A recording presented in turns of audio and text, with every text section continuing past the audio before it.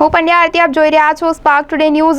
3 March 24ની સાજીપુરા ગામની Kapurai police સ્ટેશનની 307 અને 323 સહિત વિવિધ કલમોના જામીન અરજી રદ કરવામાં આવી। તે બાબતે ફરિયાદી વિજય મુનિયા તરફે વકીલ અમિત શાહ દ્વારા આ કામના મુખ્ય આરોપી જામીનનો વિરોધ કરવામાં આવ્યો, જે કોર્ટે ગ્રાહ્ય રાખી જામીન અરજી અને મુખ્ય આરોપી સોહિલ ઉર્ફે બટકો ઇલિયાસભાઈ દિવાનની જામીન રદ કરી છે। આરોપીઓ દ્વારા બીજી વખત જામીન મૂકવામાં આવી હતી, પરંતુ વકીલ અમિત શાહની રજૂઆતના પગલે 2 વખત આરોપીઓના જામીન અરજી રદ કરવામાં આવી છે। હા, આ સયાજીપુરા ગામમાં જે 3 માર્ચ 2024ના દિવસે આ બનાવ બન્યો હતો।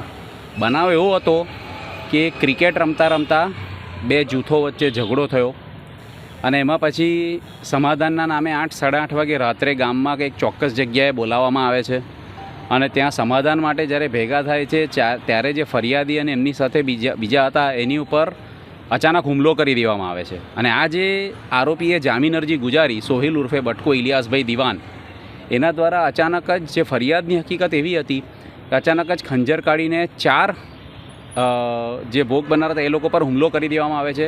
કોઈને પીઠના ભાગે, કોઈને હાથ ઉપર, કોઈને પગ ઉપર, કોઈને પેટમાં, એ રીતની ઈજાઓ થાય છે, જેમાંની એક ઈજા તો ખૂબ ગંભીર હતી। એક રણજીત લુહાર હતા, એમના તો આંતરડા બહાર આવી ગયેલા। ત્યાર પછી એની FIR નોંધાય છે 294 ખ, 307, 323, 307 એટલે એટેમ્પ ટુ મર્ડર, 326, 506 2 એટ્રોસિટી, આ બધા એક્ટ હેઠળ ફરિયાદ નોંધાઈ। જે તે સમયે બધા આરોપીઓની ધરપકડ કરવામાં આવી। ફરિયાદ પક્ષ તરફથી વિથ પ્રોસિક્યુશન તરીકે હું એડવોકેટ અમિત શાહ હાજર થયેલો તે સમયે પણ। એમાંના જે 3 આરોપીઓ હતા, જે 3 આરોપી પર એમનો રોલ આ હથિયારથી હુમલો કરવાનો નહોતો, એમને તે સમયે જામીન આપવામાં આવેલા શરતોને અધીન અને એવી શરત પણ મૂકવામાં આવી હતી અમારી રજૂઆતોને પગલે કે ચાર્જશીટ થતાં સુધી તે આરોપીઓએ વડોદરા જિલ્લામાં પ્રવેશ કરવો નહીં। જે આ હથિયારથી હુમલો કરેલો જે સોહિલ દિવાન હતો એની જામીન અરજી જે તે સમયે નામદાર સેશન્સ કોર્ટે રિજેક્ટ કરી હતી, રદ કરી હતી।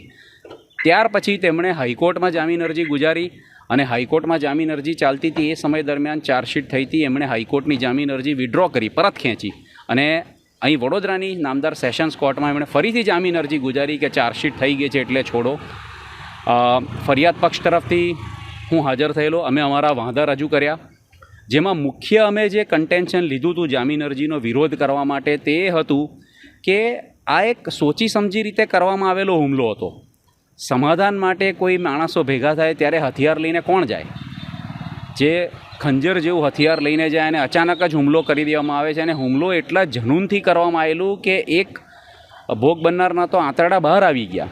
અત્યારે એમની તબિયત સારી છે, હોસ્પિટલમાંથી રજા આપી દેવામાં આવી છે, પણ અમારું કન્ટેન્શન, અમારી રજૂઆત નામદાર કોર્ટ સમક્ષ હતી કે આ જે આનાથી ઇન્ટેન્શન એમનો જે આશય દેખાય છે કે સમાધાન માટે કોઈ હથિયાર લઈને જવાની કોઈ જરૂર જ નહોતી। 8:30 વાગે ગામમાં રાત પડે છે, અંધારું થાય છે, ત્યારે આ રીતે જે તાત્કાલિક હુમલો કરવામાં આવે, જે નેચર એન્ડ ગ્રેવિટી, ગંભીરતા જે ગુનાની જોવામાં આવે તો એ જોતાં અમારી નામદાર કોર્ટને રજૂઆત હતી કે આ તબક્કે ભલે એ 2-2.5 મહિનાથી જેલમાં છે, ભલે આરોપી યુવાન છે, પણ આ તબક્કે એમને જામીન મુક્ત ન કરવા જોઈએ। આ બીજી વારની ભલે જામીન અરજી છે, અમે માની, પણ એમના ગુનાની ગંભીરતા એ કોઈ રીતે જસ્ટિફાયેબલ નથી।